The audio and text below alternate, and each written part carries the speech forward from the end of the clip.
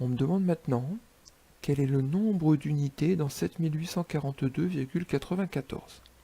Alors attention, ici, il y a eu une modification au niveau de la question. Je ne demande plus le chiffre, mais le nombre d'unités. Alors, comme tout à l'heure, je vais placer mon nombre. Le chiffre facile à repérer, c'est le 2 qui vient se mettre dans les unités. Puis ensuite, je continue à placer mes chiffres dans le bon ordre. De l'autre côté, la virgule, je mets le 9 et le 4. Et si on me demande quel est le chiffre le nombre d'unités, eh bien, je regarde dans le tableau et je me dis que le 2 ici veut dire qu'il y a 2 unités. Bon, ok, en voilà déjà 2. Mais, regardez, le 4 qui est ici veut dire qu'il y a 4 dizaines. Or, souvenez-vous, une dizaine, c'est un paquet de 10 unités. Donc s'il y a 4 paquets de 10 unités, ça veut dire qu'il y a aussi 40 unités ici dedans. Donc j'en avais 2 ici, et là j'en ai 40. De la même façon, ce 8 ici m'a dit qu'il y a 8 centaines, c'est-à-dire 8 paquets de 100 unités. Donc 800 unités.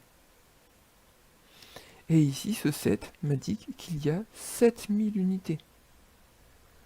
Donc ça veut dire que ces 4 chiffres ici m'indiquent qu'il y a déjà 7842 unités.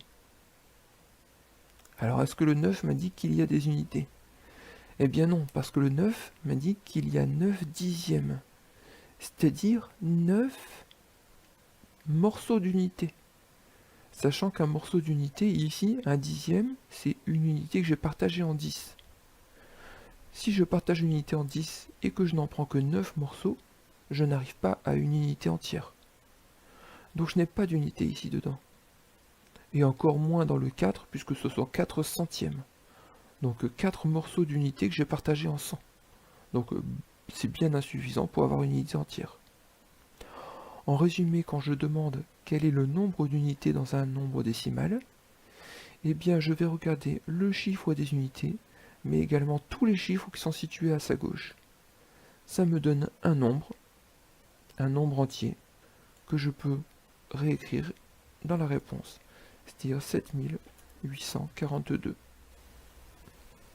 Alors de la même façon, si je cherche le nombre de dixièmes dans 1,6, je place le chiffre des unités devant la virgule dans les unités, je place le 6 ici, et pour répondre à cette question, eh bien je me dis, je veux chercher le nombre de dixièmes, eh bien je cherche la colonne des dixièmes.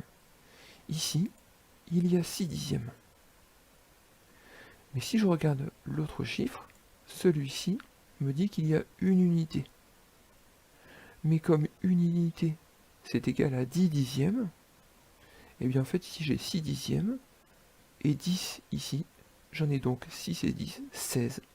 C'est-à-dire encore une fois, le nombre qui est écrit quand je regarde tous les chiffres qui sont dans la colonne des dixièmes et ceux qui sont avant. Donc j'ai 16 dixièmes. On va pouvoir aller un peu plus vite. Pour le nombre de centaines dans 842 904,8, je place mes chiffres, le 4 qui est le chiffre des unités, le 0 qui m'a dit qu'il n'y a pas de dizaines, le 9 ici, le 2, le 4, le 8, et dans la partie décimale, il n'y a que le 8 ici, et je demande le nombre de centaines. Le nombre de centaines, je regarde le chiffre des centaines, et tous les chiffres qui sont avant. Qu'est-ce que je vois apparaître? Je vois apparaître le nombre 8429, et c'est la réponse à ma question.